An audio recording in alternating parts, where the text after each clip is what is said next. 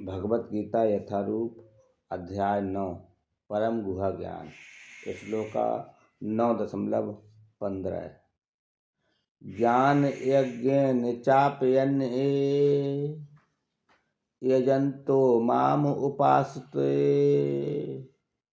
एकत्वेन पृथक्त्वेन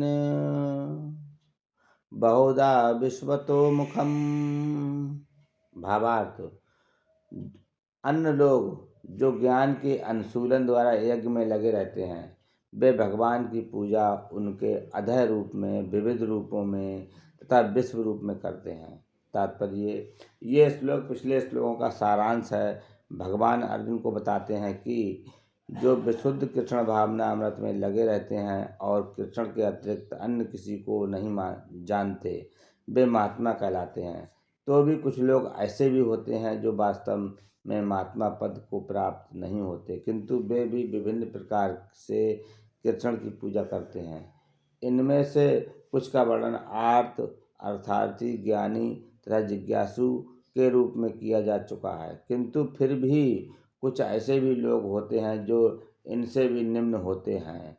इन्हें 3 कोटियों में रखा जाता है। 1, परमेश्वर तथा अपने को एक मानकर पूजा करने वाले। 2, परमेश्वर के किसी मनोकल्पित रूप की पूजा करने वाले।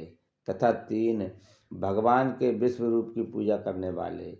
इनमें से सबसे अधम वे हैं जो अपने आप को अद्वैतवादी मानकर अपनी पूजा परमेश्वर के रूप में करते हैं, और इन्हीं का प्राधान्य भी है। ऐसे लोग अपने को परमेश्वर मानते हैं और इस मानसिकता के कारण वे अपनी पूजा आप करते हैं। ये भी एक प्रकार की इस पूजा है, क्योंकि वे समझते हैं कि भौतिक पदार्थ न होकर आत्मा है। कम से कम ऐसा भाव तो प्रधान रहता है। सामान्यतया निर्विशेषवादी इसी प्रकार से परमेश्वर को पूजते हैं। दूसरी कोटि के लोग वे हैं जो देवताओं के उपासक हैं, जो अपनी कल्पना से किसी भी स्वरूप को परमेश्वर समझ मान लेते हैं। तृतीय कोटि में वे लोग आते हैं जो इस ब्रह्मांड से परे कुछ भी नहीं सोच पाते। वे ब्रह्मांड को ही परम जीव या सत्ता मानकर उनकी उपासना करते हैं। ये ब्रह्मांड भी भगवान का एक स्वरूप है। हरे कृष्ण।